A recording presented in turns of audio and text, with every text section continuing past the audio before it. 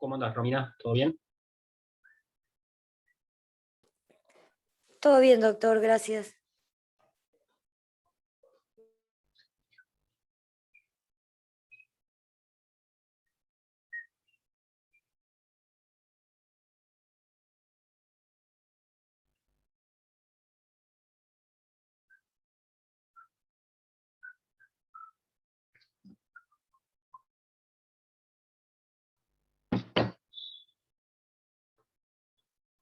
¿Cómo andan con la materia?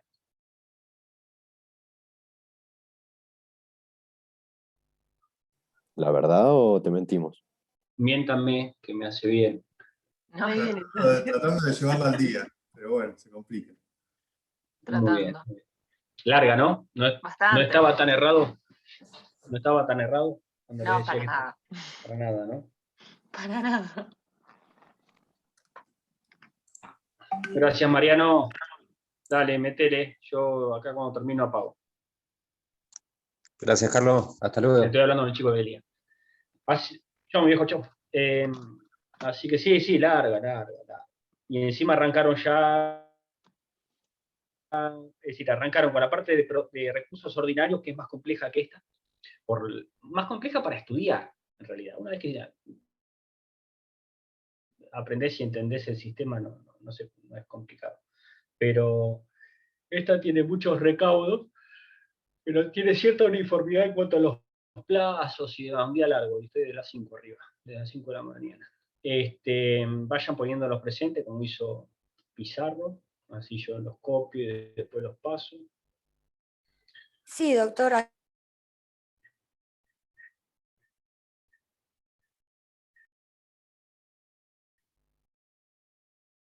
Yo a veces hago así como que silbo o algo, ¿se escucha eso o no? ¿No? Porque yo a veces tengo ese tic que hago. Poco. Sí, se escucha.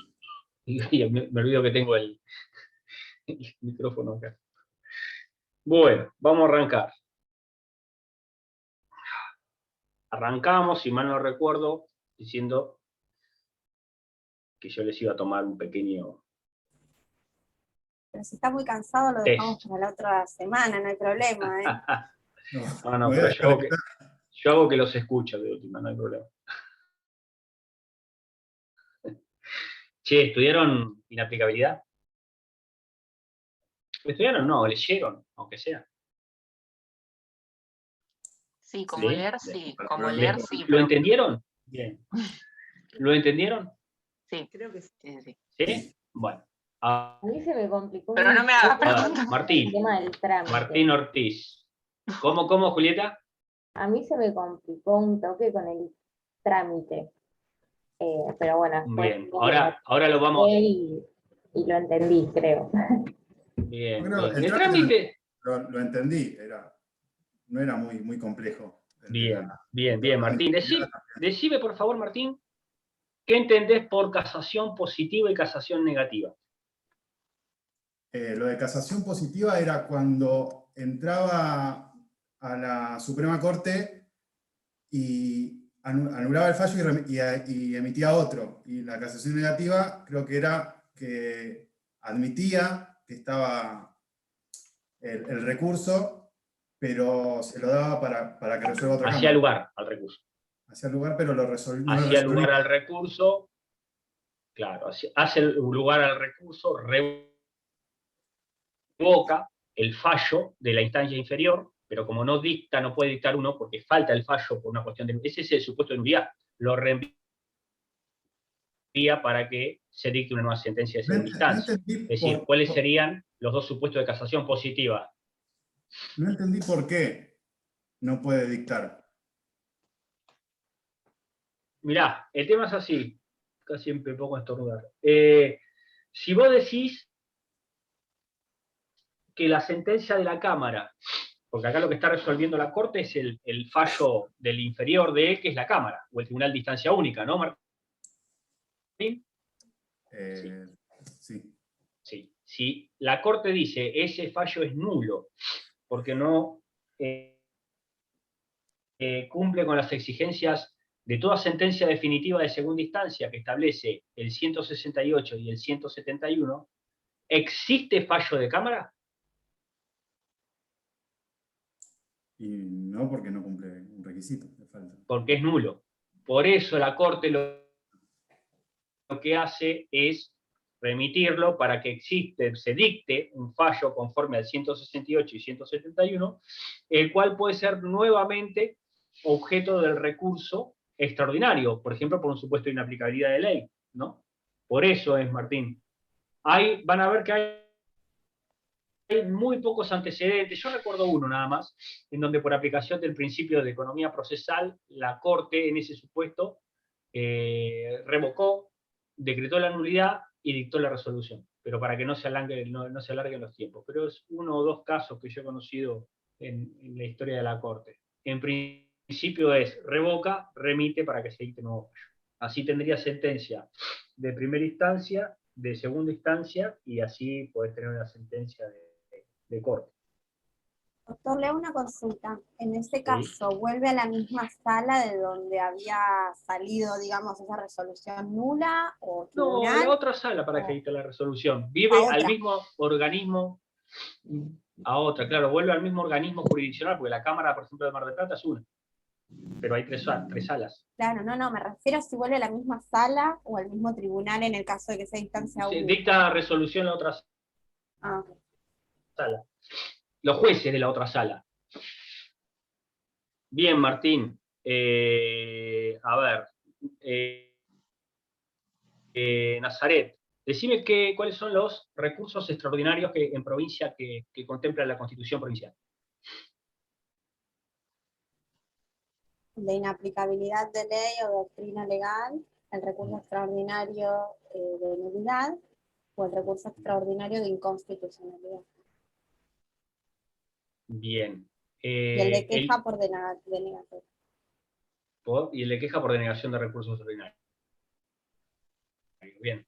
Julieta, decime qué entendés por recurso extraordinario de inaplicabilidad de ley.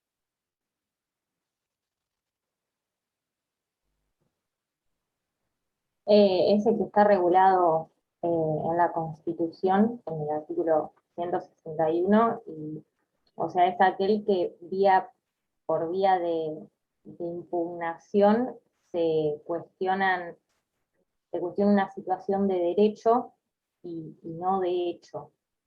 Es decir, la Sí. errónea aplicación o la mala aplicación, digamos, de la ley.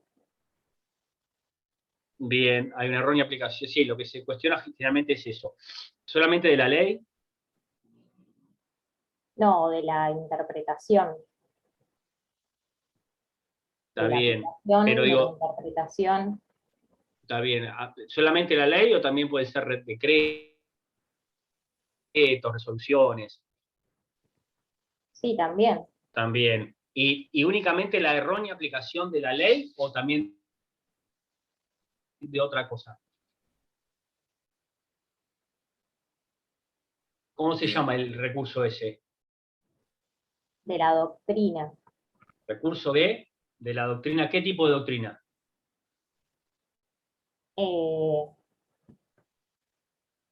De la Constitución. Lo que vos habías dicho es que solamente era la Constitución, era cualquier ley menos la Constitución de la provincia, y si es, porque si no sería recurso de inconstitucionalidad. Pero Acá te si es de la ayuda, nación, sería de inaplicabilidad. acá te ayuda Eugenia Peluso, que habla de doctrina legal. Inaplicabilidad de ley o doctrina legal. Y Romina Peretti habla del absurdo, que ahora vamos a ver el tema ese. Pero está bien, bien Eugenia. ¿Qué se entiende, Eugenia, por doctrina legal? Ya que hiciste... Son los fallos que dictaron en la Corte que sirven como antecedente, digamos. Es la opinión de la Corte, en realidad, no es la Claro. opinión de los doctrinarios, sino la opinión Claro, de la no es Corte la que opinión tiene de los respecto doctrinarios, sino a que sirve ciertos... como antecedente. a ciertos Sí. fallos. Y acá Romina Peretti nos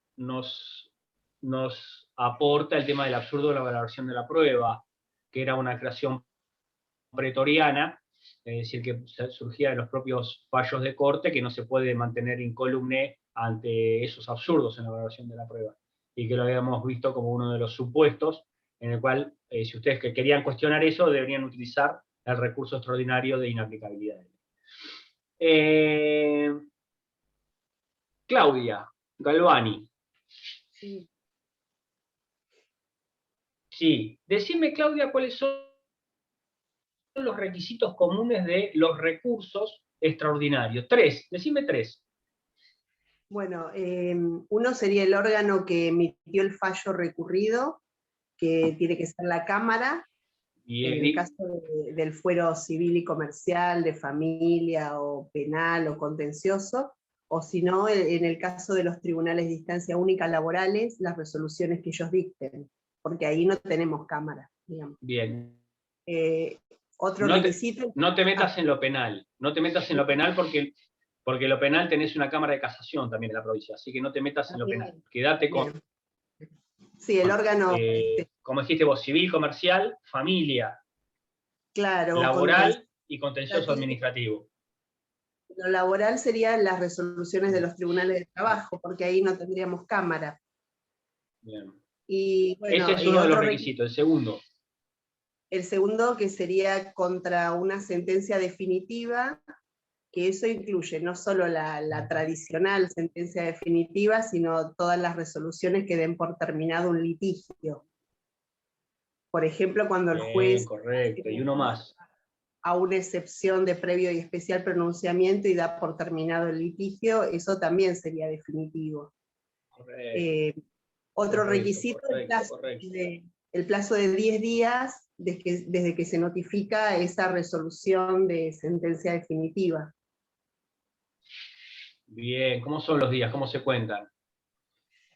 Bueno, si la notificación es electrónica, y por ejemplo nos notificaron el día jueves, quedamos notificados el viernes, pero se cuenta desde el lunes. Y si fuera en papel... Bien, los días hábiles. Siguiente de la notificación en papel. Correcto, correcto. Alicia, sumame 3 más, 3 requisitos más, además de los que dijo Tribunal Superior, sentencia definitiva y plazo.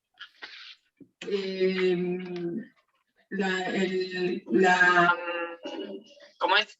Que el recurso se interpone fundado. ¿Puede ser? Muy bien, la suficiencia recursiva, sí, la autosuficiencia recursiva, correcto. La cantidad de copias. Perfecto. Ese es uno, ¿qué más?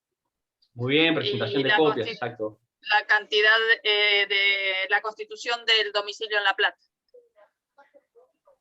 Perfecto, Alicia, muy bien, muy bien. Y faltaría y el uno pago más que ya lo vamos a ver, el pago de franqueo. Porque primero le voy a preguntar, exactamente, Alicia, muy bien, muy bien.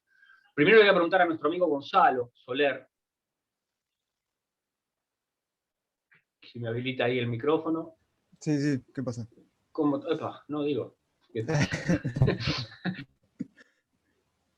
¿Qué pasa? ¿Cuál es el problema, flaco? ¿Qué me preguntás?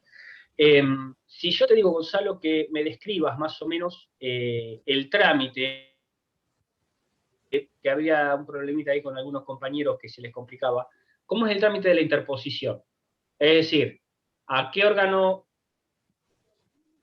vas, en el caso que vayas físicamente, o remitís electrónicamente el recurso? Ya dijeron plazo y día, cumplieron todos los requisitos. Bueno, ahora vos lo que tenés que hacer es explicar cómo funciona el sistema. Bueno, se interpone ante el mismo órgano que dictó la resolución en el plazo de 10 días, el cual si contiene los requisitos para admitirlo, lo va a admitir. Una vez admitido, debe pagarse... Requisitos de admisibilidad, recuerden, ¿eh? Recuerden. Sí, no, pero pará. Es decir, de admisibilidad, hasta ahí vamos bien. Vos lo interponés, lo que hace la Cámara es el primer examen de admisibilidad, ¿no es cierto? Es lo que me estás diciendo. Claro. Bien.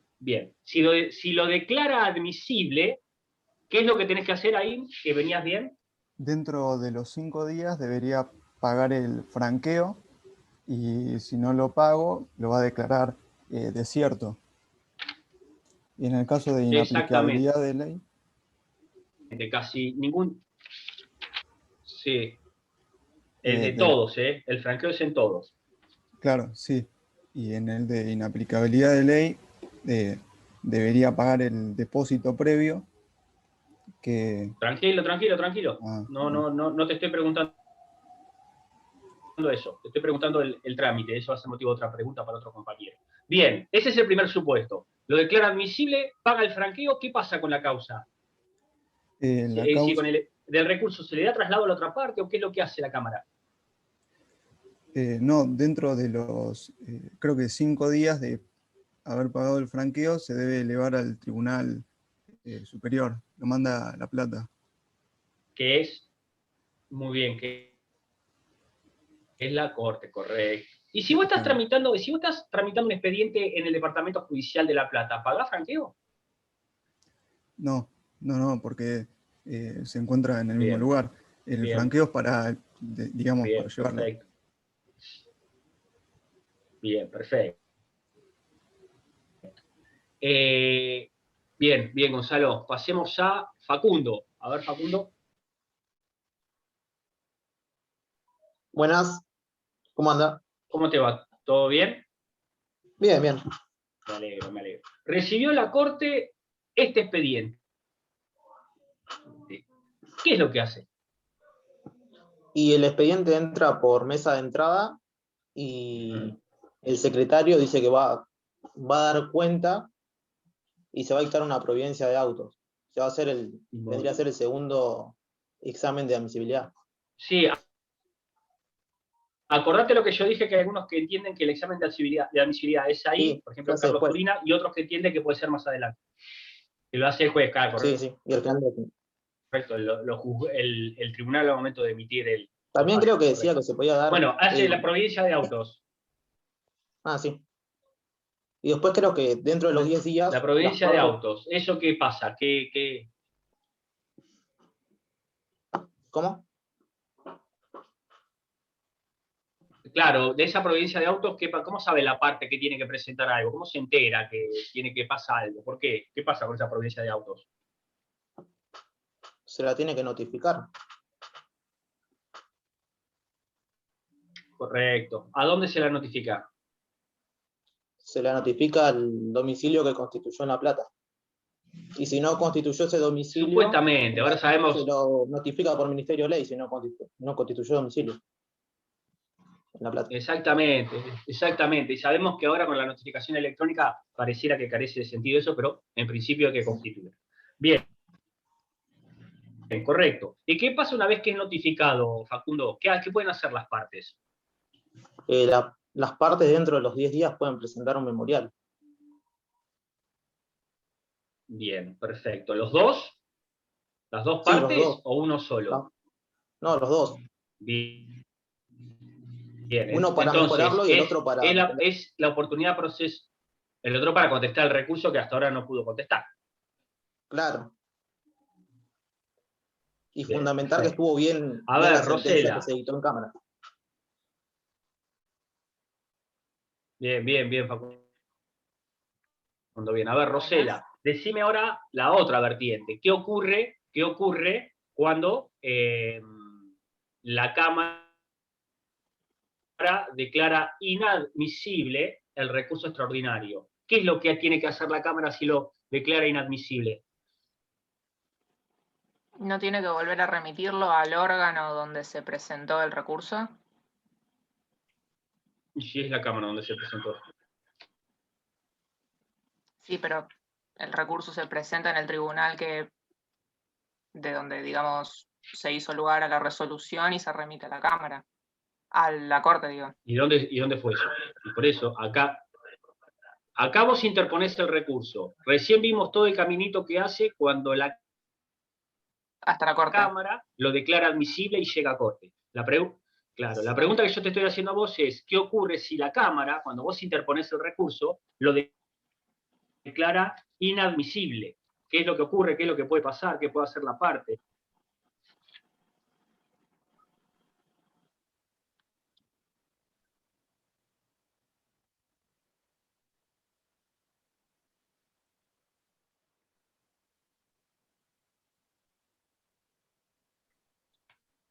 Fíjate el 281, Rosela, tenés el... Sí. Fíjate el 281, ya que está, te metemos con el código. Fíjate lo que dice, luego de hablar de los incisos. Dice, presentado el recurso, el tribunal le examinará sin más trámite y hay 3 incisos. Fíjate lo que dice después. Va. ¿Tenés ahí el código? Sí, lo estoy buscando. Sí. Ah, bueno, lo que te dice que... Ah, bien. Perdón. Sí, yo No, dije Daniela, mucho no más. estamos hablando de recursos. Ahora, no, le voy a repasar. Estamos hablando ahora de cuando declara inadmisible. Ahora vamos a ver lo del recurso extraordinario federal, Daniela. No, Enseguida se es con limitará... una chica que me estaba hablando por chat. Uy, perdón. Dice, enseguida Sí. se limitará a dictar la resolución admitiendo o denegando el recurso. Esta resolución será fundada. Cuando se admite el recurso se expresará que concurren para hacerlo todas las circunstancias necesarias al respecto, que se referirán cuando se deniegue, se especificarán con precisión de las circunstancias que falten. Bien. Entonces, vos, como parte recurrente, sos abogada de parte recurrente, interpusiste un recurso y te lo declara inadmisible la Cámara, la Sala 2 de la Cámara de Mar del Plata. ¿Qué es lo que vos podés hacer?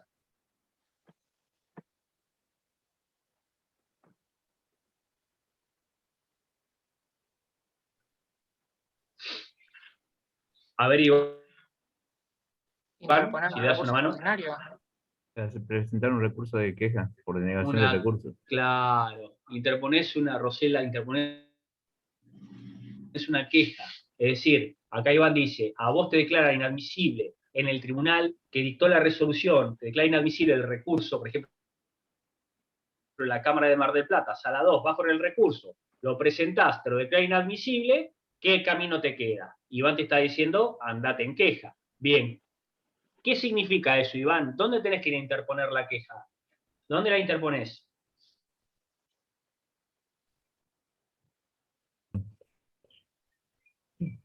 Que voy a la Suprema Corte de Justicia a interponer la queja. Bien. ¿Plazo? De notificada 5 días, me parece.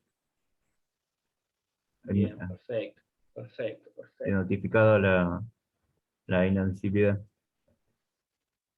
Bien. Doctor, Máximo, ¿estás por ahí? Estoy llamando. En un segundito, Claudio, un segundito y ya quiero terminar de ver algunas cosas. Estoy, doctor. ¿Cómo está? Sí, ¿cómo te va, Máximo? ¿Qué tal? Escúchame. ¿Viste lo que están hablando los chicos del doble examen de admisibilidad? Sí. Bueno, lo hace la Cámara o el tribunal que dictó la resolución, si es un tribunal de instancia única puede ser el laboral, y la Corte. Y se fijan si esos recaudos de admisibilidad que dijeron los compañeros estaban cumplidos, ¿te acordás? Sí. Bien. Vimos que en este caso se interponía el recurso, se declaraba admisible, iba a la Corte estaba todo ok, el proveído de autos, memoriales, etc. También vimos que interpones el recurso, te lo declara inadmisible, te vas en queja. La pregunta que yo te hago a vos, ¿qué ocurre, Máximo, si vos interponés el recurso, te lo declaran admisible, va a Corte de Provincia y en Corte de Provincia, en ese examen, ese doble examen de admisibilidad, te dice no, está mal concedido el recurso, es inadmisible. ¿Vos qué podés hacer? Me queda disponible el recurso extraordinario federal. Bien, puede ser por una sentencia arbitraria, por un supuesto de sentencia arbitraria, por un rigorismo formal o por lo que fuera. Está bien, quería ver. Sí, Claudia, vos me ibas a hacer una pregunta. Sí, a mí no me había quedado claro cuál es el contenido de la providencia de autos, porque yo había entendido que el segundo examen de admisibilidad era antes de la providencia de autos. Y ahora, por lo que escuché, parecería que el contenido de la providencia de autos es el segundo examen de admisibilidad. O sea, el contenido de la... A ver, lo reafirmo en lo que les dije, reafirmo lo que les dije. La opinión mía y la opinión que van a encontrar, por ejemplo, en Arasi, ¿está? Yo lo que digo es que el doble examen de admisibilidad, a mi entender, lo debería hacer la Corte al momento de recibir el expediente. Si están cumplidos todos los recaudos de forma, estos requisitos comunes que vimos, debería declarar el de 283, la providencia de autos, se notifica a la parte que presente los memoriales. Eso es lo que digo yo. Si no se da, no sale la providencia de autos. Se debería rechazar ahí, por no cumplir con los requisitos de admisibilidad. La resolución sería otra. Eso es lo que digo yo. Pero si usted lee Arasi, Claudia, lo que va a leer de Arasi es examen de admisibilidad en la Cámara o en el Tribunal de Instancia Única. Lo declaran admisible, va a Corte. Providencia de autos, notifican a las partes para el memorial, presentan el memorial, una vez que presentan todo, pasa a sentencia de Corte, y la Corte ahí se puede expedir sobre la admisibilidad. Eso es lo que va a leer en Arasi, que ese es el momento procesal. Si estamos a un tema técnico, fíjese que, como decía Facundo recién, que lo dejó entrever, el 283 que habla de la providencia de autos, habla del secretario. Y en realidad, Facundo dice, es el secretario que lo está haciendo, ¿no? Bien, perfecto. Yo creo que el examen de admisibilidad se debería hacer ahí, en ese momento, previamente al momento de ingresar. Pero si usted lo lee Arasi, va a leer, y a Rojas, va a leer que el examen de admisibilidad puede hacerse ahí o puede hacerse al momento de dictarse la resolución. ¿Se entendió, Claudia? Sí, sí. Sí, perfecto, gracias. Por eso usted, si la resolución esa de la providencia de auto es el ingreso a la Corte. Es un renglón, no es más que eso. ¿Te puedo hacer una pregunta que tengo otra Sí. duda respecto al memorial? Dime. O sea, ¿es el momento procesal que tiene tanto el recurrido como el recurrente para contestar, o solo el recurrido? Solo el recurrido. El Solo- recurrente porque lo que en puede principio- hacer, porque fíjate lo que dice el 284, Julieta, por favor. No, sí, yo tenía Dice, entendido que era dentro de 10 días, solamente... contado desde la notificación de la providencia de auto, cada parte podrá presentar una memoria relativa a su recurso o al interpuesto por la contraria. Entonces estamos hablando de un memorial que mejora el recurso y lo puede hacer recurrente, o estamos hablando de que es el momento procesal oportuno para que el recurrido conteste el recurso que hasta ahora nunca pudo contestar, por más que tuviese la copia respectiva, porque no era el momento procesal. Cuando ustedes vean recurso extraordinario federal, van a ver que de la interposición se da traslado, y después va a Corte. Distinto el sistema. Acá no, acá interponen, examen de admisibilidad, va a Corte, providencia de autos, 10 días para adjuntar los memoriales. ¿Desapareció Julieta? No, acá está, acá abajo. ¿Entendiste, Julieta? Sí, sí, sí. Genial, gracias. Bien, ¿se entendió? Bien. A ver, ¿de quién no le llamé? Creo que hasta ahora venían todos. A ver, Agustina, si anda por ahí. Hola, Agustina, ¿cómo estás? Hola, ¿cómo estás? Bien. ¿Todo bien? Bien, bien, bien. Agustina, la semana pasada estuvimos hablando de uno de los recursos extraordinarios en provincia, uno específicamente, que es el de inaplicabilidad.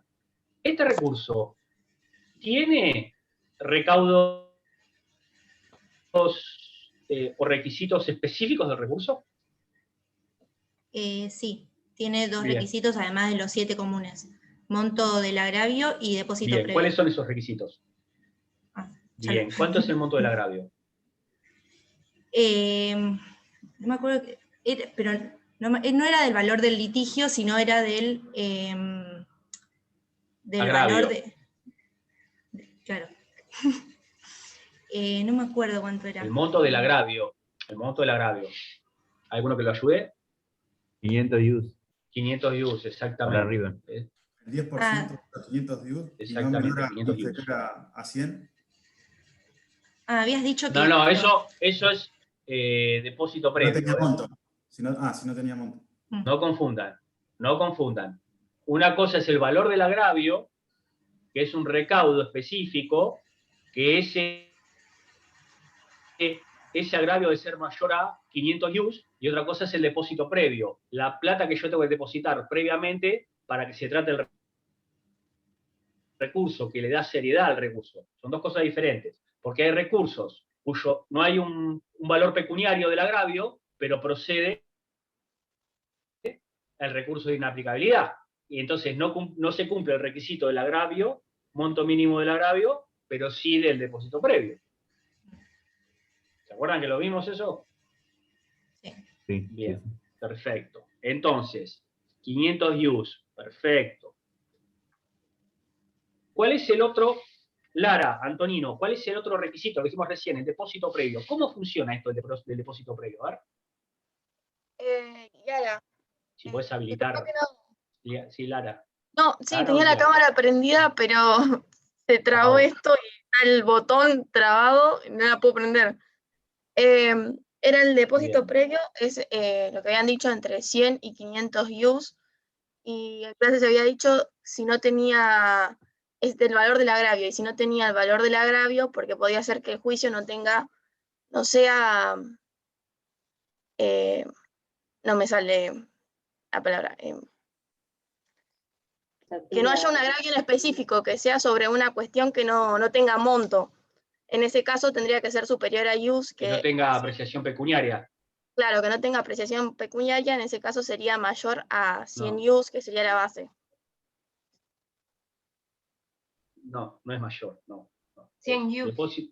Depósito previo. Hagamos una diferencia. Las que tienen un valor de litigio, el depósito previo es el 10% del valor del litigio, que va entre 100 IUs y 500 IUs. ¿Está? Las que no tienen apreciación pecuniaria, en realidad la expresión anterior mía debería haber sido apreciación pecuniaria. Las que no tienen apreciación pecuniaria o el monto es indeterminado, el depósito previo, que igual se abona, es de 100 IUs arancelarios. No mayor a 100 IUs, es de 100 IUs arancelarios. ¿Está? A ver, ¿quiénes son los que no están obligados a abonar ese depósito? Los que tenían beneficio de litigar sin gasto, se habló de los de derechos que estaban... ¿Provisorio o definitivo? ¿Otorgado de manera provisoria o definitiva el beneficio? Se habló en clase de que se podía interponer el recurso junto con un beneficio. Ya, se habló en clase, le está echando la culpa a la clase, ¿no? Bueno, es lo que entendí yo, mejor dicho. Usted lo que tiene que decir, ahí está, ahí me gusta más, Antonino. Escúcheme, beneficio Encima que no tengo la cámara, le echo la culpa. Otorgado de manera, es decir, uno sí lo puede interponer, claro. Uno lo puede interponer, pero debe obtener el beneficio de manera definitiva. ¿Cuál es el antecedente? A ver, Daniela, ¿anda por ahí, Daniela? Sí, estoy acá. A ver, habilita por favor el... No tengo cámara en esta compu, lo único. Perdón. Está bien, no te hagas problema. Entonces, ¿cuál es? No, está bien. ¿Cuál es el antecedente jurisprudencial por el tema de que se debe otorgar el beneficio? A ver, lo que me interesa es que me expliques. ¿Qué dice ese antecedente jurisprudencial de la Corte respecto del beneficio de litigarse en gastos y el depósito previo en el recurso extraordinario de inaplicabilidad de ley?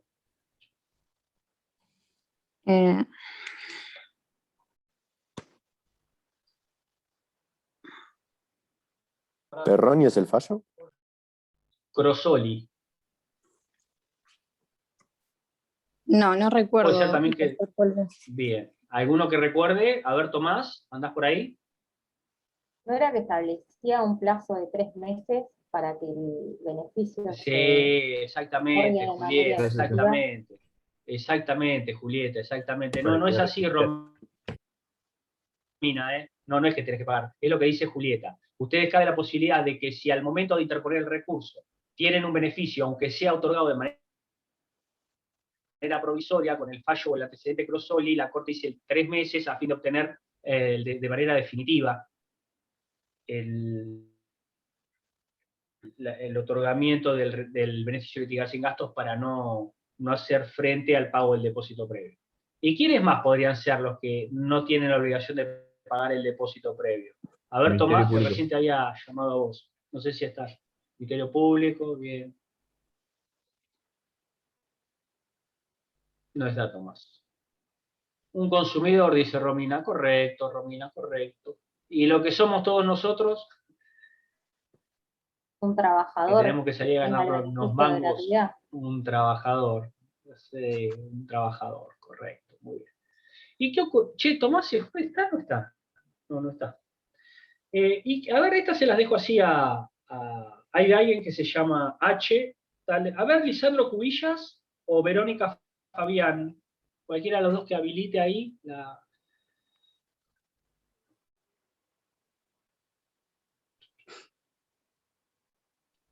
Silencio estampa. Ah, está, Verónica. ¿Cómo te va, Verónica? ¿Cómo anda? ¿Bien? Verónica, Bien. ¿qué pasa si yo al momento de interponer el recurso extraordinario de inaplicabilidad no adjunto las constancias de ese depósito previo? ¿La Cámara qué hace? ¿Me lo rechaza al recurso?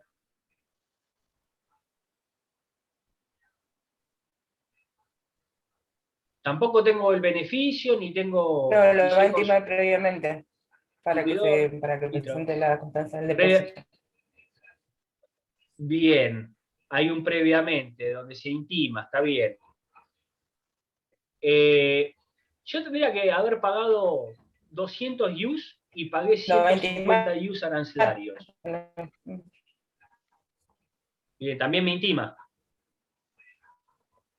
También me intima. Si no lo hiciera, lo va a declarar desierto al recurso. Es cierto, correcto. ¿Cómo se notifica esa intimación, Verónica?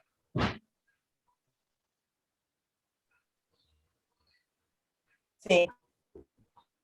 ¿Cómo se notifica?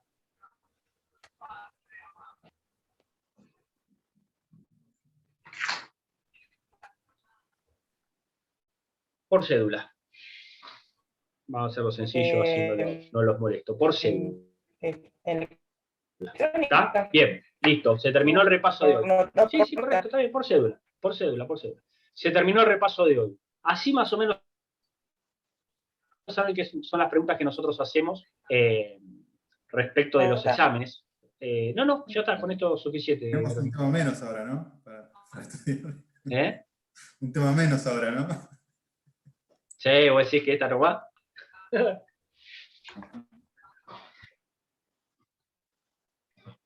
Encima acá en la clase sí lo decís, y después en el examen sí, pero si yo no sabía, ¿cómo puede ser? Dije que no y era así.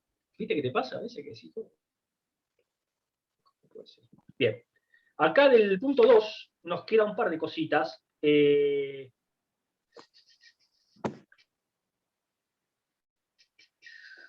Nos queda el absurdo en la evaluación de la prueba, lo vimos. Los fallos de la Corte Suprema de Justicia de la Nación y lo que es el certiorari provincial. Vamos a estar sobre esos temas y después pasamos a inconstitucionalidad y a nulidad. Trataremos de terminar en el día de hoy. ¿Por qué hice tanto hincapié en el repaso? Porque el de inaplicabilidad es el que, sabiendo inaplicabilidad, sabes el resto.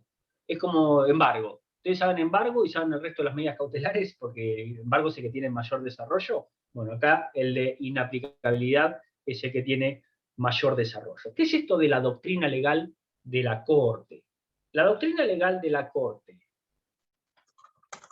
de Nación es vinculante para la Corte, la Suprema Corte de Justicia de la Provincia de Buenos Aires. ¿Es vinculante? Y en principio no. ¿Y por qué digo en principio? Porque ustedes van a leer en todas partes que dice la doctrina legal de la Corte Suprema de Justicia de la Nación no es vinculante para la Suprema Corte de la Justicia de Buenos Aires de la provincia, la Suprema Corte de Justicia de la Provincia de Buenos Aires. No es vinculante. no es vinculante, pero la Corte de Provincia en varios fallos dice, yo pienso otra cosa, pero por aplicación del principio de economía procesal, aplico lo que dice Corte. ¿Está? Entonces, no es vinculante, pero la Corte de Provincia muchas veces aplica el mismo criterio por un principio de economía procesal. Todo muy lindo, todo muy lindo, todo muy lindo, hasta diciembre del 2019 con el fallo Farina. Ese fallo Farina, en el considerando 16, dice algo muy, muy concreto, ¿no? En realidad uno se pone a leer el recurso o el expediente. ¿Farina o sí. farina? Farina, ya te lo digo bien. Farina, con F, ya te lo digo bien. Farina, Aide sobre homicidio culposo del 26 de diciembre del 2019. Un fallo de Corte de Nación. Corte Suprema de Justicia de la Nación. En el considerando 16 de ese fallo, dice algo que escapa a esto. Dice algo que escapa a esto, la Corte Suprema de Justicia de la Nación, que dice, muchachos, en lo que es interpretación de lo que es doctrina legal de la Constitución y de las leyes de fondo, nuestros fallos son obligatorios para todos los de abajo, incluidos los superiores tribunales de cada provincia, y se lo dice a la Corte. ¿Por qué? Porque como nosotros siempre venimos leyendo, no es vinculante la doctrina legal de la Corte de Nación para la Suprema Corte de Justicia de Buenos Aires, vos lees ese expediente y la Corte de Nación decía una cosa y volvía a Provincia de Buenos Aires y pasaba otra totalmente distinta. Y la Corte desoía lo que decía Nación. Entonces está este pequeño tirón de orejas. ¿Y cuál sería entonces la respuesta, doctor? Si me preguntan si es vinculante la doctrina de la Corte Suprema de Justicia de la Nación respecto a la Suprema Corte de la Provincia de Buenos Aires. La respuesta sería, la doctrina de la Corte Suprema de Justicia de la Nación no es vinculante respecto de la Suprema Corte de Provincia. Muchas veces la Suprema Corte resuelve por aplicación del principio procesal lo mismo que resuelve Corte, pero no es vinculante. Excepto en este fallo Farina, en el cual dice concretamente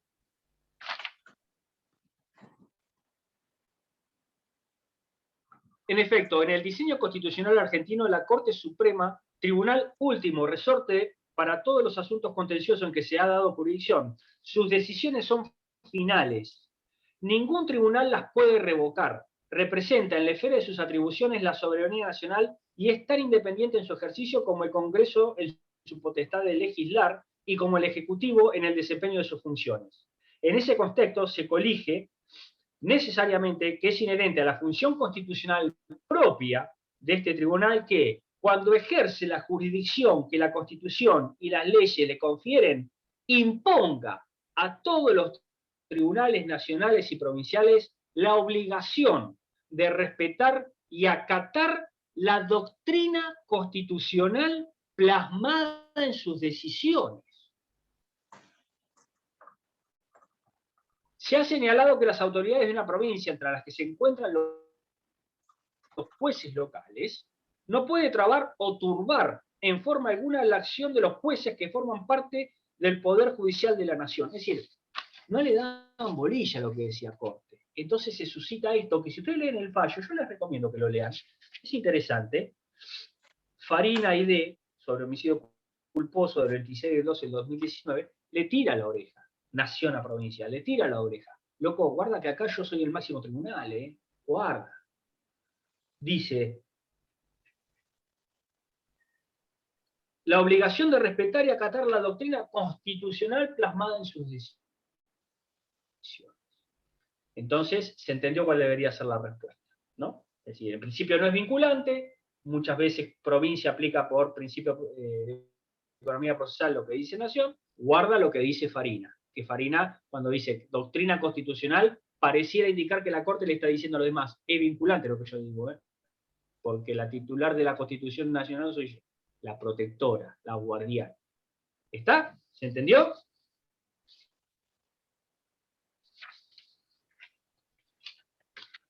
Carlos, una consulta. ¿Sí? ¿No? Bueno, sí. Iván.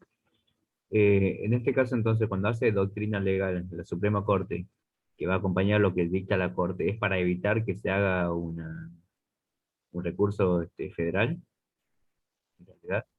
¿O más que nada como para seguir los lineamientos de la Corte Suprema? Cuando la Corte de Provincia Aplica doctrina aplica legal. por economía procesal, doctrina legal por economía procesal de lo que dice Corte de Nación, Sí, sí. sí, muchas veces sí, lo mismo que las cámaras, o los juzgados de primera instancia. Vas a ver en más de un juzgado de primera instancia donde dice, mire, yo no pienso igual que la Cámara, pero el plenario dice esto, por economía procesal yo lo aplico. Yo en realidad pienso otra cosa, pero... Claro, ok. Bien. Certiorari provincial, artículo 31 bis del 5827. Vamos al 5827, 31 bis. Van a ver que es un artículo muy largo, bastante largo.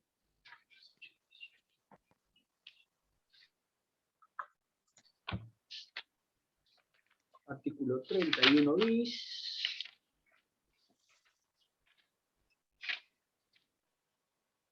Acá está. El artículo bis, que es un agregado, 31 bis, que es un agregado de la ley 12.961 y sus modificatorias a la normativa anterior, que es la 5827, es decir, la ley 5827, en su artículo 31 bis hay un agregado que corresponde a una ley posterior, en este caso la 12.961 y después la 13.812. Acá establece lo que es el certiorari provincial. Primero hablemos de lo que es el certiorari.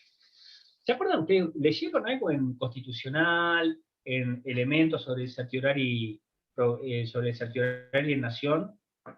El certiorari en Nación está contemplado en el artículo 280, y lo vamos a ver la semana que viene, el artículo 280 del Código Procesal Civil y Comercial de la Nación, en el cual dice que, a grandes rasgos, por la sola invocación de la norma, es decir, por el 280, la Corte puede no entender en un recurso por tratarse intrascendente el mismo, pero en realidad habla de la sola invocación, es decir, no trato el recurso por aplicación del artículo 280, no te dice por qué, no te lo fundamenta, una resolución de Corte. ¿Qué le permitió esta normativa, el 280 del Código Procesal Civil y Comercial de la Nación a la Corte? ¿Qué le permitió? Sacarse todo encima. Lo que no le interesaba, tenía la planchita del 280, chao, ¡boom! Certiorari nacional.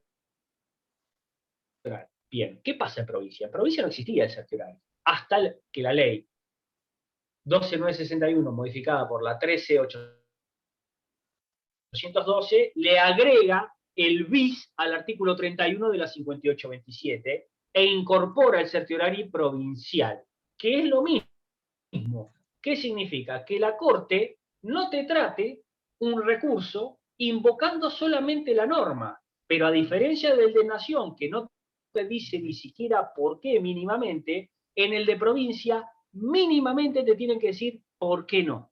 ¿Está? Vamos a su lectura. Dice, en cualquier estado de su tramitación, si la Suprema Corte de Justicia considerare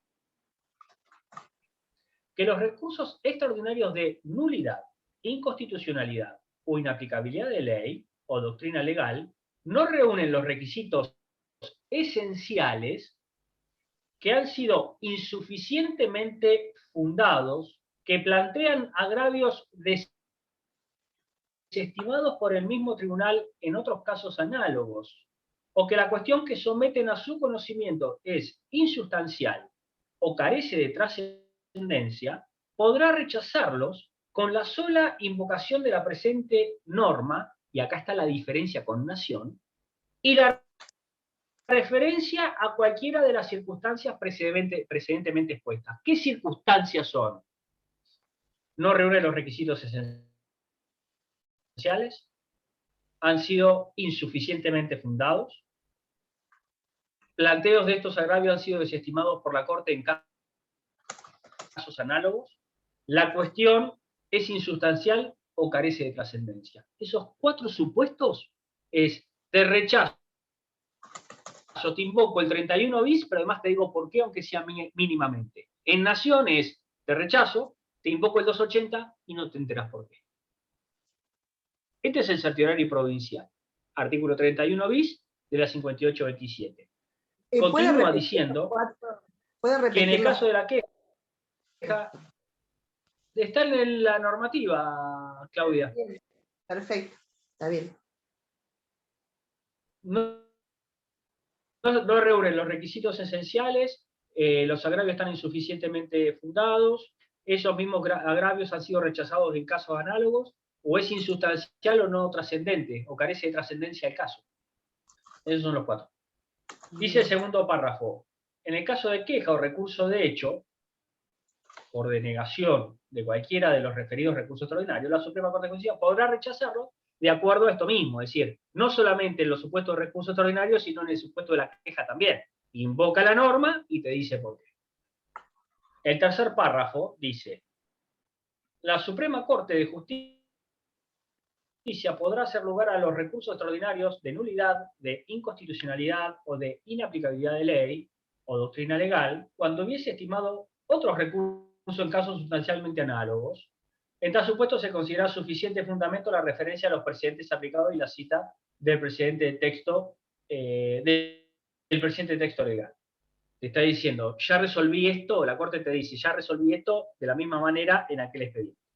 Pero lo que me interesa es el último párrafo también. Me interesa el primero y me interesa el último párrafo, que es el 4. Que dice, con carácter excepcional, la Suprema Corte de Justicia podrá dar trámite a los recursos de inaplicabilidad de ley que no superasen las limitaciones legales fijadas en razón del valor del litigio o la cuantía de la pena, si según su sana discreción mediare gravedad institucional o un notorio interés público, o bien si considerado indispensable establecer doctrina legal, siempre que se tratare de dirimir cuestiones jurídicas relativas al derecho de fondo aplicable y al recurrente hubiese formulado adecuado planteo en tal sentido. Fíjense que acá la Corte en el último párrafo dice, bueno, capaz que este caso no tenés todos los requisitos específicos de inaplicabilidad, por ejemplo, el valor del litigio, pero a mí me interesa tratarlo. A mí me interesa tratarlo porque quiero fijar doctrina legal, o porque hay gravedad institucional. Cuando veamos recurso extraordinario federal por salto de instancia, vamos a ver el concepto de gravedad institucional, lo mismo que cuando veamos el concepto de sentencia arbitraria y demás. ¿Qué significa esto? Que la Corte le abre la causa a quien quiere.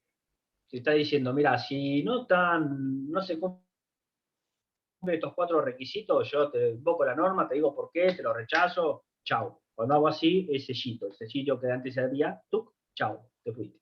Ahora, si vos no cumplís con los recaudos, pero a mí me interesa tratar el tema por el 4, lo agarro y resuelvo. ¿Se entendió?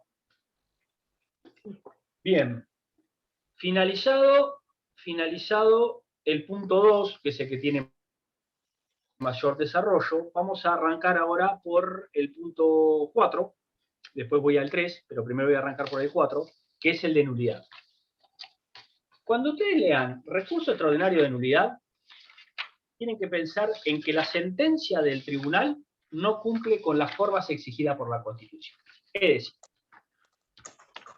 ustedes tienen un sistema recursivo ordinario, donde lo ven en primera y segunda instancia, y un sistema recursivo extraordinario provincial que lo ven en la instancia ante Suprema Corte de Justicia de la Provincia de Buenos Aires, ¿no?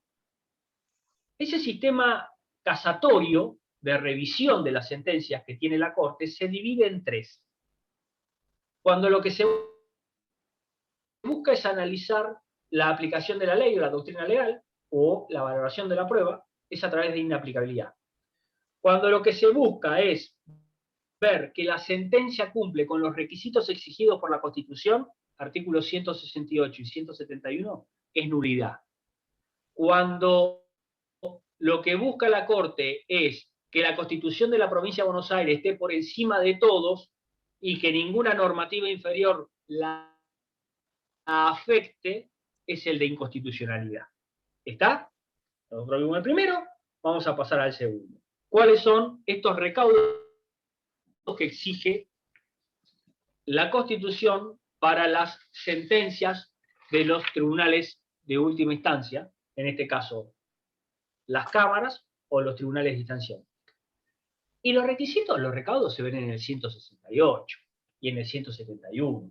Más allá de lo establecido por el 163 y concordante en cuanto a sentencia definitiva o más, los recaudos que habla el recurso de nulidad son justamente los del 168. ¿Qué dice el artículo 161, inciso 3b? Que la Corte resuelve en grado de apelación de la nulidad arguida contra las sentencias definitivas pronunciadas en última instancia por los tribunales de justicia cuando se aleguen violación a las normas contenidas en el artículo 168 y 171. Entonces yo lo primero que tengo que hacer es leer el 168 y el 171 para ver cuáles son esas exigencias. ¿Y cuáles son esas exigencias? Y el 168 te dice que los tribunales van a tener que resolver todas las cuestiones que le fueren sometidas por las partes en la forma y plazos establecidos al efecto por las leyes procesales. Los jueces que integran los tribunales colegiados deberán dar su voto en las cuestiones esenciales a decidir. Para que exista sentencia, debe concurrir mayoría de opiniones acerca de cada una de ellas. Acá ya tenemos 3 requisitos que me exigen. Deberán resolver todas las cuestiones. Entonces, el primer supuesto que vamos a ver que procede el recurso extraordinario de nulidad es cuando hay omisión en la resolución de cuestiones esenciales. Ese es el primer supuesto. Omisión de cuestiones esenciales. El segundo supuesto lo ven en el segundo párrafo del 168, cuando dice: deberán dar su voto en todas las cuestiones esenciales a decidir. En este caso vamos a encerrar lo que es la violación del acuerdo y la falta de voto individual.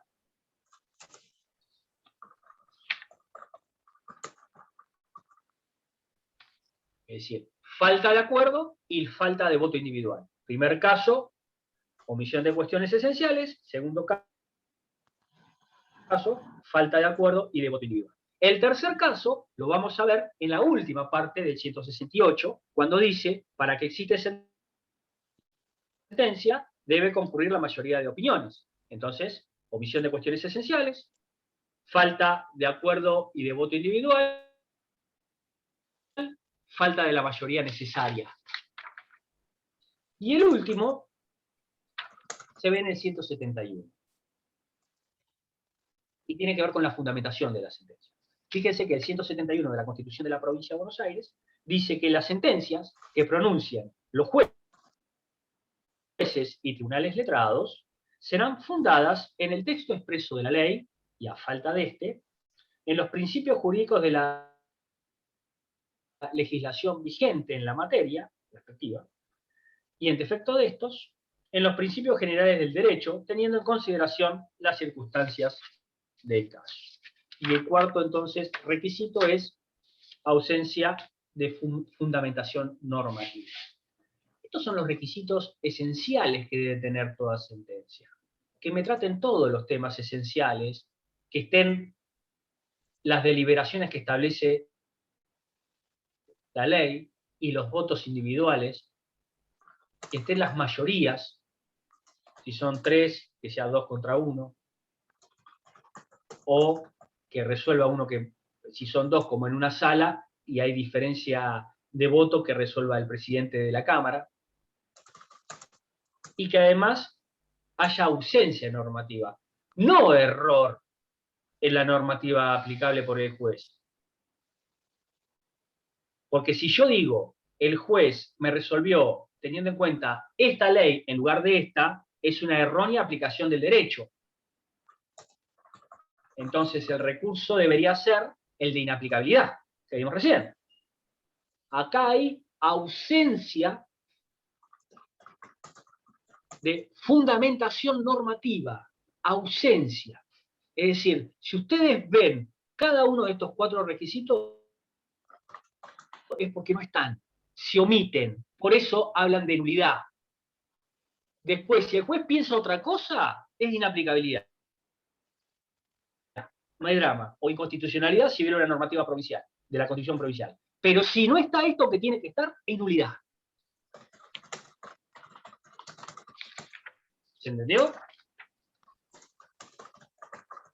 Oh, estás tomando. Tic, tic, tic, tic. Una pregunta. Dije, no sé, capaz que es medio tonta, Sí, pero iba a desarrollar cada uno de los puntos ahora.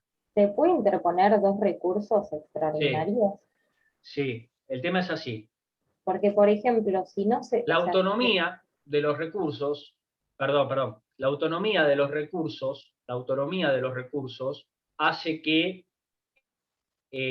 pueda proceder el recurso de inaplicabilidad de ley y el recurso extraordinario de nulidad.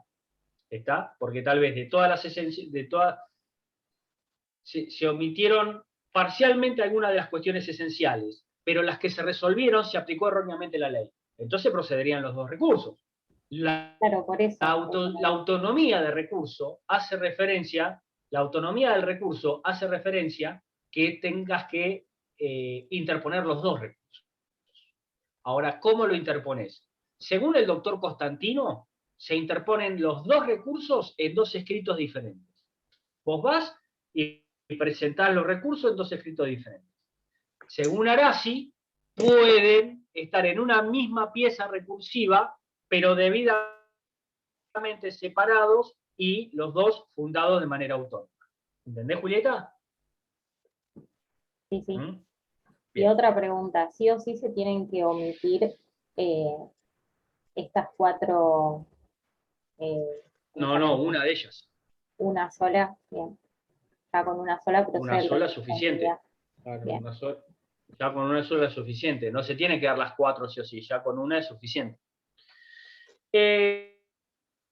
Cuando la ley habla la Constitución habla de 168 y 171, lo que te está diciendo es lo que le interesa que tengan estas sentencias. ¿Tá? Que te resuelvan todo, que voten como tienen que votar, todo lo que dijimos recién.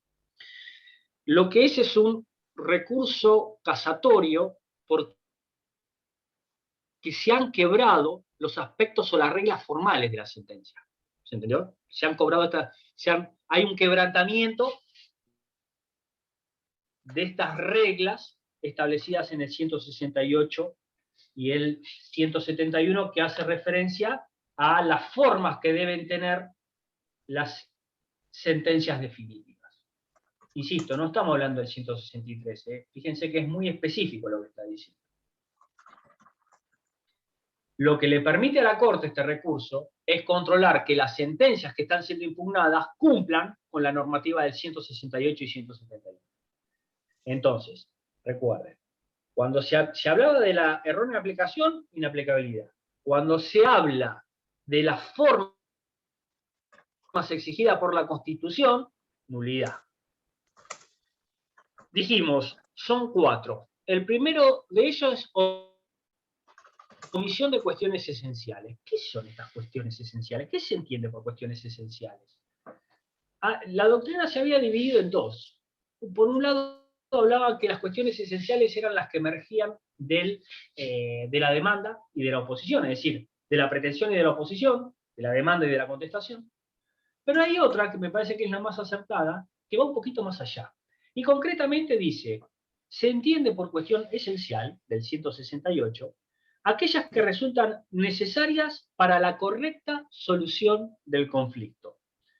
Genéricamente se entiende aquellas que, según las modalidades del caso, resulta necesaria para la correcta solución del pleito y está constituida por puntos o capítulos de cuya decisión depende directamente el sentido y el alcance del pronunciamiento, que por su naturaleza influya real y concretamente en el resultado del fallo. Es decir, si vos tratás esa cuestión, el fallo va a ser diferente. Entonces, si vos no la trataste, el resultado del fallo es diferente al que podría haber sido. ¿Y cuándo? ¿Saben dónde lo veo yo a veces? Que se explica mejor, por ejemplo, en las cuestiones penales. Si yo manifiesto como parte, por ejemplo, siendo abogado del imputado, atenuantes o agravantes y la sentencia no me lo omite eso que yo digo, de los atenuantes donde la pena sería menor, o los agravantes donde sería mayor, fíjense que el resultado del pronunciamiento hubiese sido diferente si hubiesen resuelto esa cuestión. Eso es una cuestión esencial. ¿Se entendió? Porque el resultado de la sentencia, si me hubiese considerado el atenuante, no hubiese sido 8 años, hubiese sido 4. O si me hubiese considerado los agravantes, no hubiese sido 8 años, hubiese sido 12.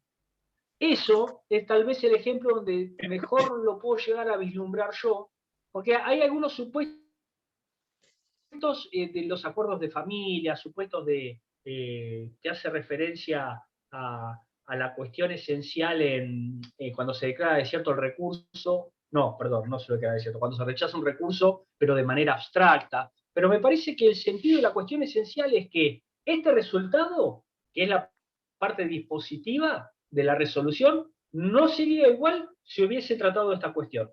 Eso transforma a esta cuestión en esencial. ¿Se entendió? Recuerden, estos son supuestos de casuística, ¿eh? La Corte, después de un trabajo de muchísimos años, recuerden que la Corte de la Provincia de Buenos Aires es el tribunal superior más viejo del país. Entonces, más viejo que la Corte Suprema de Justicia de la Nación. Entonces, son trabajos de muchísimos años y hay que estar a la casuística acá. El segundo supuesto era la falta de acuerdo y de voto individual. Recuerden, nosotros estamos parados ante una resolución emanada de una Cámara de Apelaciones o de un tribunal de instancia única. Si nosotros vemos el procedimiento, ustedes cuando lo vean de recurso de apelación y cuando vean la oral van a ver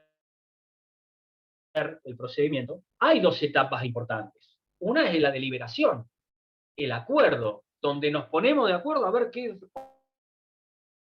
opinamos de esto. Y la otra en el voto individual, qué resuelve cada juez. Eso es lo que se está atacando mediante el recurso extraordinario de nulidad. Que eso no pasó, o no se deliberó, o no hay un voto individual del juez. ¿Qué dice el 266 del Código Procesal Civil y Comercial de la Provincia de Buenos Aires? Dice, acuerdo. El acuerdo se realizará con la presencia de todos los miembros del tribunal y del secretario.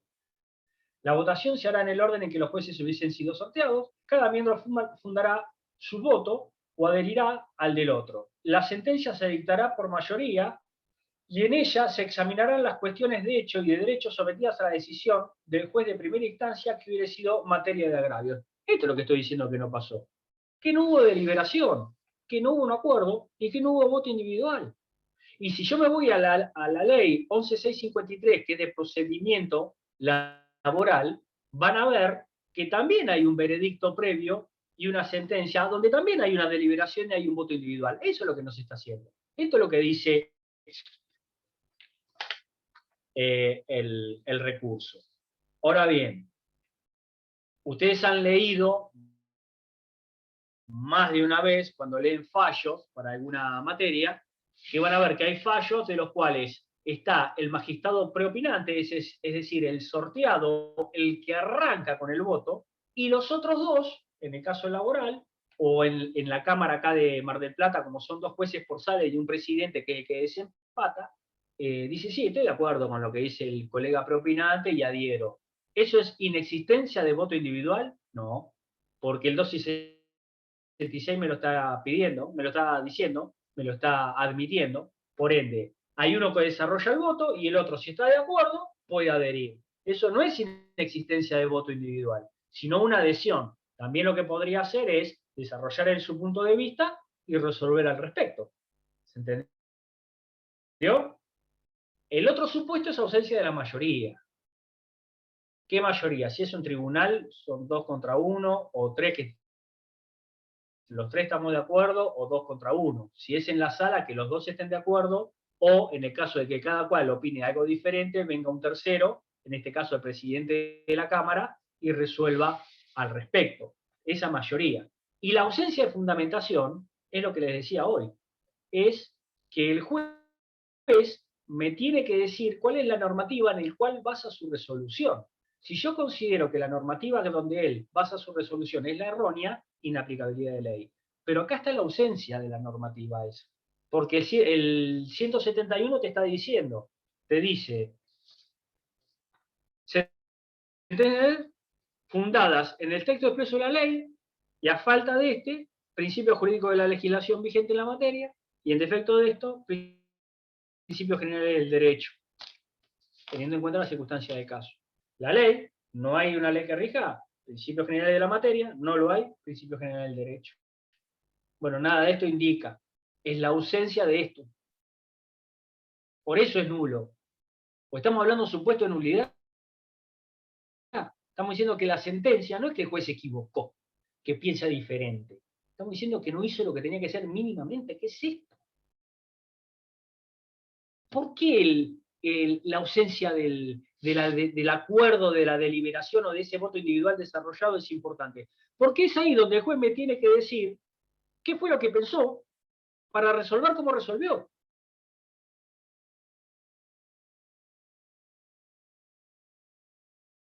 ¿A qué hace esto? Que yo pedí estas 4 cosas, me tienen que resolver sobre estas 4 cosas. Se tienen que hablar entre ellos en el acuerdo y tiene que haber voto individual y que se cumpla con... ¿A qué hace? Que se cumpla la mayoría, que me diga cuál es el fundamento normativo. ¿A qué hace? A que me digan por qué me resolvieron como me resolvieron. Porque si no me lo dicen, la sentencia no pasa el tamiz del 168 y 171 hacia el debido proceso. ¿Y a qué otra cosa? Garantía constitucional. Al derecho de... Defensa en juicio. Defensa en juicio. Si no me van a condenar y yo no sé por qué. O lo hicieron mal. Por eso estamos hablando de que esta sentencia es nula. Y por eso la Corte, si revoca, hace track, la tira al tacho de basura, vuelve y dice, muchachos, dicten otra. Porque esta no sirve. Y el último recurso tiene que ver con el de inconstitucionalidad. Previamente a ese recurso, vamos a ver dónde se encuentra el de nulidad. En la nulidad dijimos 161 en Corte de Provincia, en Constitución de Provincia, 161, inciso 3b, 168 y 171. Y en el Código Procesal Civil y Comercial de la Nación, de la Provincia de Buenos Aires, ya me empieza a agarrar desde las 5 de la mañana, empiezan a cruzarse los cables, 296 al 298. Si ustedes leen el 296, dice, resoluciones recurribles, causales. El recurso de nulidad extraordinario procederá cuando la sentencia definitiva de las cámaras de relaciones o tribunales de trabajo de instancia única tribunales colegiados de instancia única, hayan sido dictadas con violación a las exigencias previstas por los artículos 168 y 171. Hasta ahí todo bien. Trámite de remisión. ¿Qué es esto de trámite de remisión? Todo lo que vimos nosotros en cuanto a los requisitos generales, acá tienen que aplicar estos supuestos de procedencia para este caso, ¿no? Pero todo lo que vimos nosotros sobre los requisitos comunes y el trámite en inaplicabilidad de ley, el código reenvía eso, es decir, es todo igual. Lo único que no se exige es monto mínimo del agravio y depósito previo, porque eso es específico de inaplicabilidad. Pero después es todo normal, igual. Interposición en el mismo plazo, examen de admisibilidad, si lo declaran admisible, corte, resolución de autos, memoria, acuerdo, sentencia, todo lo mismo. Es exactamente lo mismo. Por eso está la remisión. ¿En qué difiere? En que no se exigen los 2 requisitos específicos de inaplicabilidad de ley, que dije recién, monto mínimo del agravio y depósito previo, y que la sentencia que se dicte va a revocar y lo que va a hacer es enviar nuevamente al tribunal al fin que se dicte. Dice 298 contenido de la sentencia.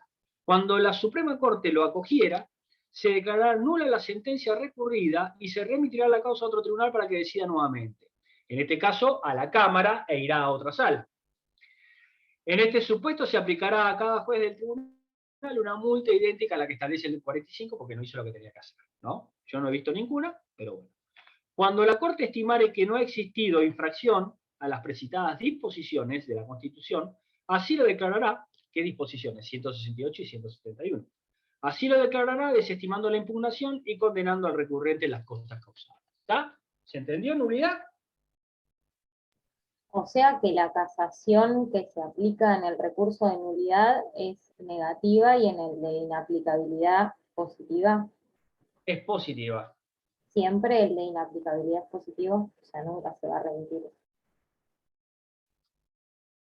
al órgano. No te entendí. ¿Cómo, Julieta? Claro, que si el de inaplicabilidad puede ser de casación negativa. No, resuelve la Corte. Siempre, claro, nunca se va a remitir al órgano. ¿De inaplicabilidad de ley? ¿Del de inaplicabilidad de ley? Bien. Sí.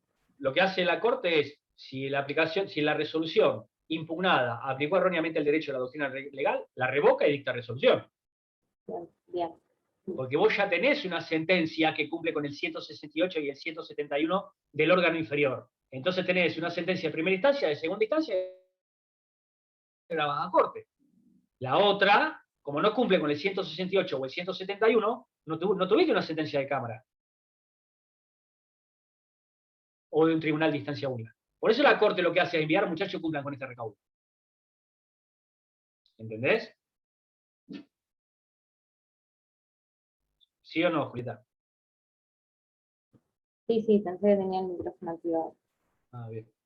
Máximo, en caso de que se presenten los recursos de nulidad e inaplicabilidad, y ambos proceden. Y lo que va a hacer es, la Corte, en ese caso, respecto de las cuestiones que se han omitido, que resuelva. Y respecto a a lo que se ha declarado erróneamente aplicado el derecho, va a resolver lo que corresponda. Es decir, la Corte lo que va a decir es, si los dos lo declaran procedente, las cuestiones que sí fueron tratadas y que aplicaron erróneamente el derecho, va a revocar y va a decir, esta es la sentencia. Respecto de la que se omitieron, va a volver, muchachos, resuelvan sobre esta cuestión esencial.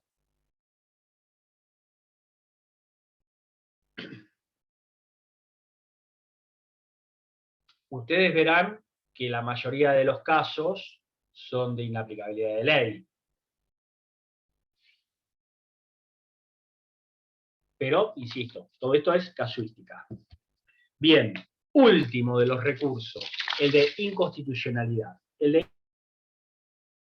inconstitucionalidad está contemplado en los artículos 299 a 303.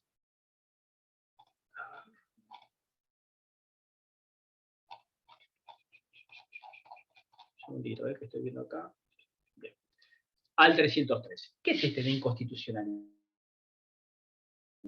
El artículo 299 dice, el recurso extraordinario de inconstitucionalidad procederá contra las sentencias definitivas de los jueces o tribunales de última o única instancia, cuando en el proceso se haya controvertido la validez de una ley, decreto, ordenanza o reglamento bajo la pretensión de ser contraria a la Constitución de la Provincia de Buenos Aires, y siempre que la decisión recaiga sobre este tema.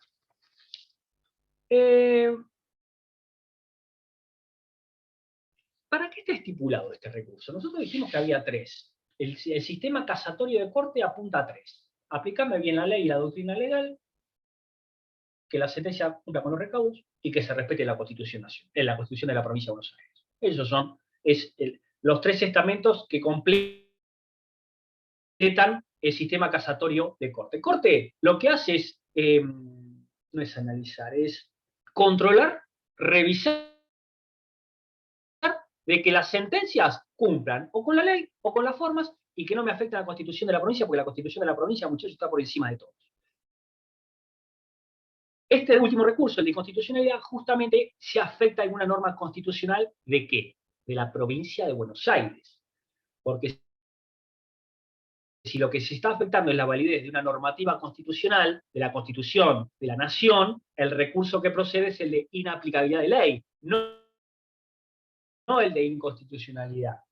Recuerden ustedes que por la autonomía, cada recurso tiene su nombre. Si ustedes lo rotulan mal, está mal. el de inconstitucionalidad hacia a la validez de la Constitución provincial.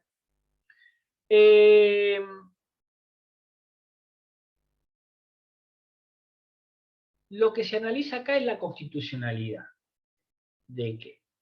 De una normativa provincial que afecta, o un reglamento que afecta esta normativa constitucional provincial. Es decir, la resolución impugnada se fundamenta normativamente en esta legislación o esta normativa que afecta la Constitución de la provincia de Buenos Aires. Se los digo con un ejemplo a ver si lo entienden bien. Nosotros cuando realizamos actividad económica o comercial en la provincia de Buenos Aires tenemos que pagar un tributo, que es ingresos brutos, ¿no? Ustedes como abogados cuando ejerzan van a tener que pagar ingresos. A vos, por cada vez que te pagan honorarios o te depositan en tu cuenta, hay retenciones de ingresos brutos de una alícuota, ¿está? A veces por mes te retienen más de lo que vos tendrías que pagar y terminás teniendo un saldo acreedor a favor de ingresos brutos, pero que vos no lo podés compensar. Y hay una normativa de ARBA que establece que eso es así. Vos, para pedir lo que es una compensación, tenés que hacer una serie de cosas que es casi de imposible cumplimiento. Bien. Esa normativa, si yo la cuestiono y digo, no, mire, señor juez, yo tengo saldo acreedor de ingresos brutos, es decir, en mi cuenta de ingresos brutos en la provincia figura que tengo 1 millón a favor y no lo puedo utilizar porque esta normativa me dice que tengo que cumplir ciertas cosas que para mí es imposible, esta normativa es inconstitucional, porque me afecta mi derecho de propiedad contemplado en el artículo tanto de la Constitución provincial. ¿Está? Bien. Pasa todo el proceso y el juez dice, no, mire, ¿sabe qué? Está bien lo que hizo ARBA. Está bien lo que hizo ARBA porque esta normativa de ARBA que permite hacer esto es constitucional. Como esa resolución de Cámara o de un tribunal de instancia única, pongo el ejemplo solamente para que lo piensen, se fundamenta en esa normativa que afecta a la Constitución provincial, procede el recurso extraordinario de inconstitucionalidad. ¿Se entendió lo que dije?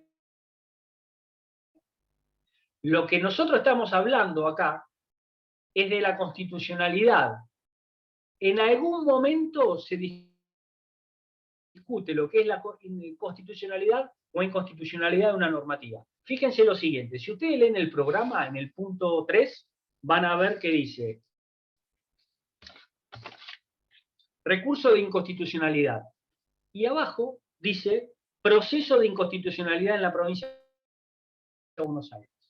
¿Cómo? Habla de recurso de inconstitucionalidad y abajo habla de proceso de inconstitucionalidad. Si nosotros vamos al 161, dice, la Suprema Corte de Justicia tiene las siguientes atribuciones. 1. Ejercer la jurisdicción originaria y de apelación para conocer y resolver acerca de la constitucionalidad o inconstitucionalidad de leyes, decretos, ordenanzas o reglamentos que estatuyan sobre materia regida por esta Constitución y se controvierta por parte interesada. ¿Qué me está diciendo? Que yo puedo cuestionar la constitucionalidad de una reglamentación, de una ley, de una ordenanza, de un decreto, de dos maneras. O de manera originaria, presento una demanda de inconstitucionalidad de manera originaria en la Corte. Ejemplo, ¿se acuerdan en la Intendencia de Arroyo?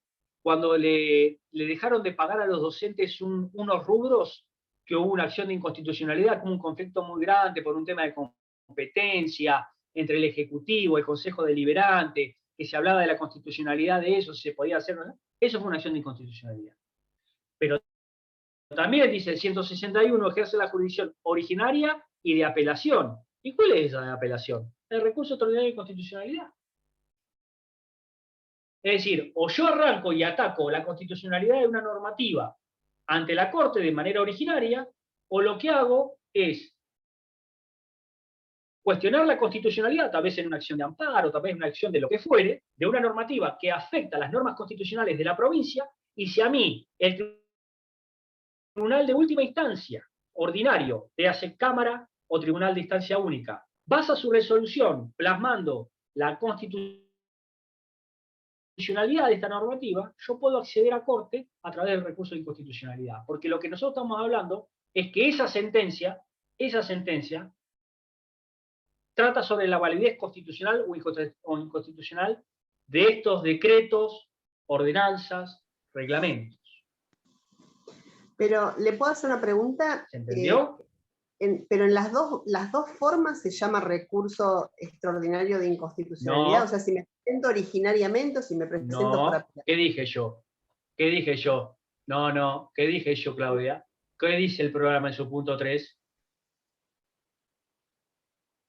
No sé, no entendí. Como dijeron que había dos formas, pensé que me podía... No. ¿Qué Forma dice? directa. Si vos lees el programa, dice, el punto 3 arranca con recurso de inconstitucionalidad.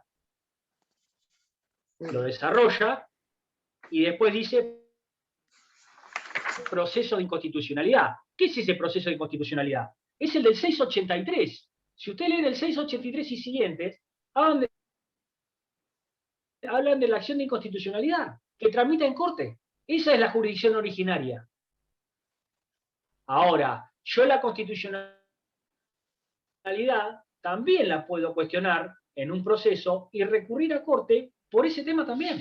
Porque también ejerce su jurisdicción en Corte, no solamente de manera originaria ante el tipo de proceso establecido en el 683 y siguientes, sino a través del recurso de inconstitucionalidad, para cualquier tipo de proceso donde se cuestione la constitucionalidad o inconstitucionalidad de una ley, de un reglamento o de un decreto.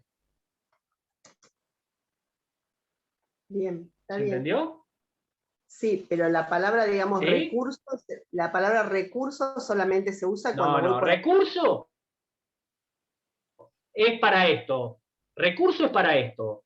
161, 299, 303. Recurso extraordinario de inconstitucionalidad es solamente para esto. Proceso o acción de constitucionalidad es el 683.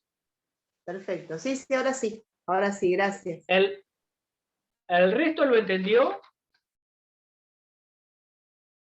¿Cuál es el artículo, profe? El 681. El 683 habla de este proceso de constitucionalidad, Bien.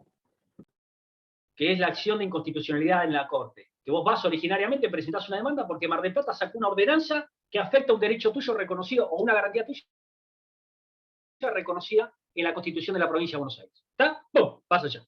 Ahora, capaz que a vos te afecta y en lugar de hacer eso, iniciás un amparo, por ejemplo, en donde lo que haces es cuestionar la constitucionalidad de una resolución. Bueno, si vos vas al amparo tendrás primera instancia, segunda instancia, en el caso de que estés ante un fuero donde haya una doble instancia, y de ahí te vas a Corte.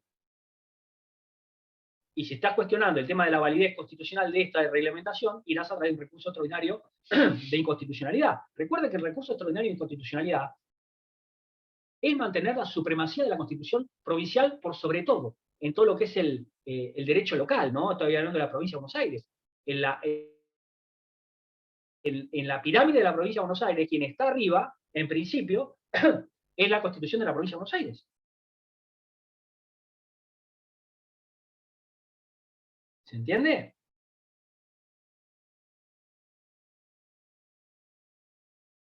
¿Sí o no? Sí. Bien. Ustedes cuando ataquen a través del recurso de inconstitucionalidad, recomendación, hagan algo que no hace nadie. Cuando nosotros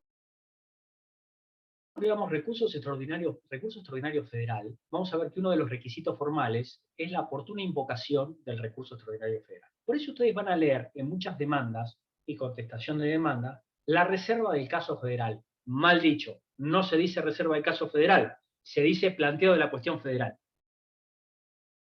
¿Está? Ahora bien, cuando ustedes estén litigando y piensen que pueden llegar a corte a través del recurso extraordinario de inconstitucionalidad, y introduzcan el caso constitucional provincial en la primera oportunidad. No solamente el planteo de la cuestión federal para irte a Corte de Nación a través del recurso extraordinario cuando proceda, sino que tal vez ustedes están pensando que están en primera instancia, después van a Cámara y después piensan llegar a Corte. Si lo que se está cuestionando, por ejemplo, es un amparo, es que hay una normativa municipal que afecta un derecho consagrado en la Constitución de la Provincia de Buenos Aires, ya en la demanda hagan el planteo e introduzcan el caso constitucional provincial, porque es un requisito, un requisito formal de procedencia del recurso. ¿Y por qué es importante? Hasta por una cuestión de estrategia. Ustedes, para ir a la Corte a través del de inaplicabilidad de ley, ¿qué tienen que cumplir? Depósito previo, valor, monto del agravio, ¿no? Lo dijimos recién. Para los otros dos recursos hay que cumplir estos dos. No, ese es solo para el de inaplicabilidad de la ley. Entonces, para los otros son los requisitos comunes. Entonces, vos decís, si voy por el de inconstitucionalidad, porque lo que estoy hablando es de la validez o de la constitucionalidad de una normativa en el cual la sentencia que yo estoy impugnando me está diciendo es constitucional, o que yo estoy impugnando y me está diciendo que es inconstitucional, si yo voy por eso, no tengo que pagar depósito previo. Entonces, me tendría que, recuerden que es una normativa constitucional provincial. Si es una normativa que está en la Constitución de la Nación, o si afecta a un derecho reconocido en la Constitución de la Nación, es inaplicabilidad de ley. Me van a decir, doctor, pero hay derechos que están en la Constitución de la Nación y también en la Constitución de la Provincia de Buenos Aires. Y bueno, van a tener que elegir. Si están hablando que se basan en el artículo 14 de la Constitución Nacional y en todo momento violación del artículo 14 de la Constitución Nacional, es inaplicabilidad.